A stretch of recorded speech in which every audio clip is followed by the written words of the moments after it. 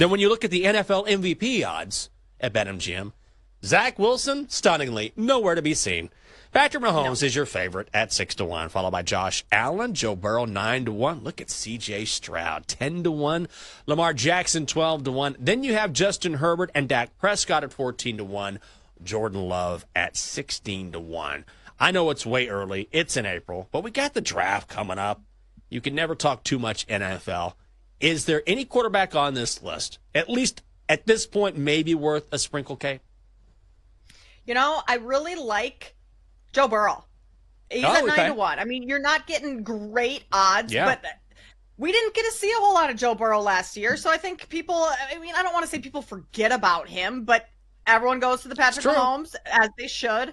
Josh Allen. Josh Allen does not take good enough care of the football to be an MVP, I don't think. I mean, 18 interceptions last year, and he doesn't have, I know this is going to change after the draft, but after right now, he doesn't have a wide receiver 1. He doesn't have a wide receiver 2 with Diggs and Gabe Davis gone. So do we expect a rookie to come in and with the receiving class that we have in this draft, that certainly could be an option.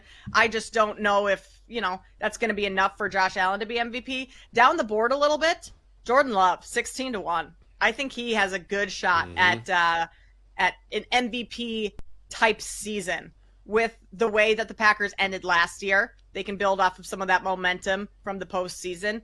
And they've got a very good roster around him with a lot of weapons and really good coaching. So Jordan Love, you're getting a great price at 16-1. He's a value play that I would look at.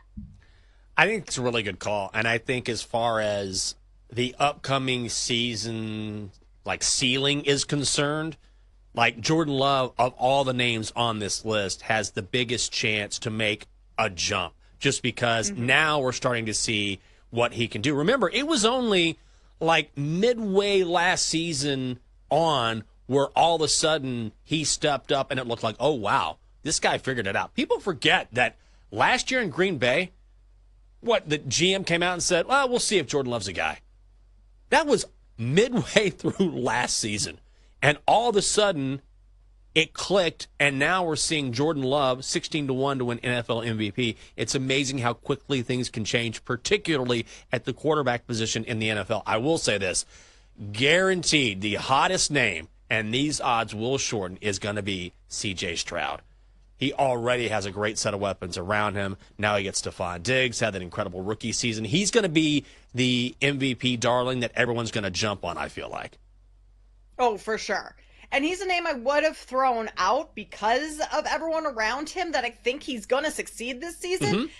But he has a target on his back this year. Yeah. Last year he was a rookie. No one expected him to have the type of season that he did, or for the Texans as a whole to be all that good. Now the Texans have a target on their back. They're going to get everyone's best effort. No one's taken the Texans lightly at all this season, and that includes C.J. Stroud. So I'm curious, and I'm interested to see how he handles a little bit more of that pressure this year. But because there are so many weapons around him, I also wonder if he'll get as much love in the MVP voting, because is it going to be, when your team is that good? I know the quarterback is the leader of that team and is the, one that makes the engine that makes the car go. Because like you said, they weren't terrible in the second half of that game 1. They just kind of got punched in the face early in that first half. And maybe some of the nerves or lack of experience, postseason experience, played into that. So going forward, what do you think the Pacers are going to do adjustment-wise? And is that going to be able to keep them in these games a little bit better than game 1? Yeah, I think it's really well observed that they looked nervous. I'm sure they weren't nervous, but they just did not look crisp for their first playoff experience in a few years here. Tyrese Halliburton's just got to be more aggressive. That's a kid from Wisconsin, so he has a footprint here as well. And the Bucks and the Pacers, as a lot of people know, have a little bit of history during the regular season, and Halliburton was a little bit at the center of that. So single-digit assists and single-digit points from Tyrese Halliburton is a very rare bird, and I don't suspect that we're going to see that again.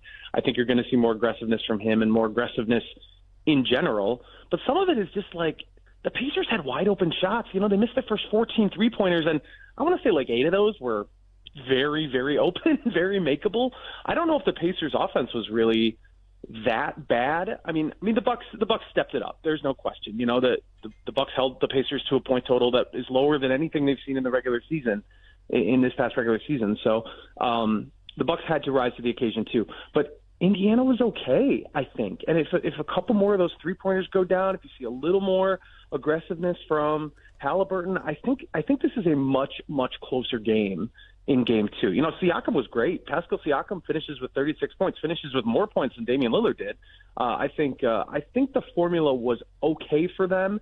It's just a matter of just turning up the aggressiveness a little bit. Getting through game one is probably helpful, and you know, making some of those wide open threes that they had. Scottie Scheffler finished off the RBC Heritage on Monday, coasting the final 3 holes. He ended up winning the tournament by 3 strokes. That's his 4th victory in the last 5 tournaments, which is a pretty impressive run. However, Nelly Korda of the LPGA won her 5th consecutive tournament over the weekend as she took down the Chevron Championship, which is a major on the LPGA Tour. So, Jinx, I'll start with you. Just simply, whose streak is more impressive? 2 things here. You said this yesterday. How's the Chevron Championship a major? Like, is she going to win in 2 weeks at the Texaco? I sure hope so. Get another major under her belt at the BP. They got to change that name. You know what? I don't know who to go with here, but I think I'm going to lean Nelly Korda for a couple of reasons. This is like splitting hairs, honestly. Number one, 5 is more than 4, so there you go, Nelly. But also, I think that, and I hate this argument, but I would lean Nelly just because in some of those tournaments with Scotty, you're talking about live golfers who aren't on the course. I really don't buy into that theory. You can make the argument if it was tighter, maybe Scotty's nerves sort of show through. Maybe he makes a different shot here or there. His shot selection is different based on what other golfers are doing. Certainly that's part of golf. But I tend to feel like Scotty just plays so well that try and catch him if you can. I don't care who you are. But I will use that as justification for picking Nelly Korda. You just can't go wrong here. Yeah, I've gone back and forth with this one as well, Jenks, because more players on the PGA Tour, right? Bigger field, a lot of times harder to win. So that right there. But Nelly Korda has won 2 of those 5 tournaments in playoffs. So the pressure is ramped up. Like, she's having to beat her opponents in critical situations, whereas Scotty's kind of, for lack of a better term, like kind of blown players out of the water and had fairly easy wins. So just the avenue in which Nelly Korda has won these 5 straight, I think is really, really impressive. And you're right. It's a math problem. 5, 4. Yeah. Nelly, 5 in a row. That's going to be one of the more impressive things. Plus, there's only 2 other women in golf history that have done this. Annika Sorenstam and I believe Nancy Lopez, if that name is correct. Correct. But yeah, so I think that right there is really impressive.